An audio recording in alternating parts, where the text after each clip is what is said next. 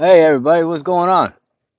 Overcoming that absolutely gnarly thing that we all know as autistic parents, or I should say, parents of autistic, radical, freaking amazing kids, is that gnarly regression stage, dude. And it just comes like out of nowhere. If your kids are anything like Gavin, it's it all of a sudden he's cruising and he's good, dude, and all that stuff, and then all of a sudden, like a light switch, dude, out of nowhere, he regresses back to something that he hasn't done in 2 or 3 years.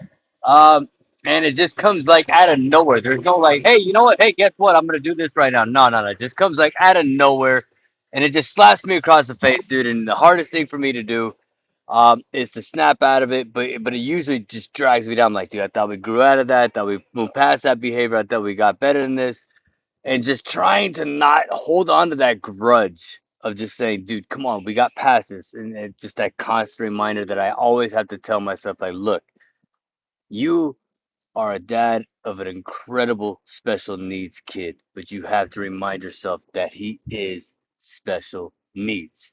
Never quit, never give in, be super consistent, and do whatever you can to get yourself a breath or you are going to drown.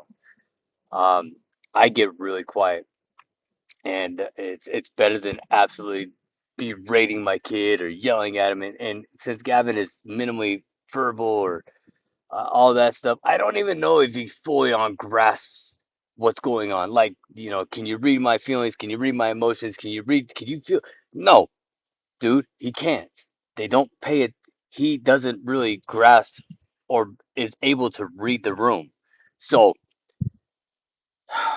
take a deep breath, gather yourself, um, and just understand that this is the process that they're on, and hopefully they get shorter and shorter and shorter and shorter, and they're not gnarly suffocating and choking, which they always are. Just have to push through it without doing anything dumb. Thank you guys for hearing me out, letting me vent. Stay psyched.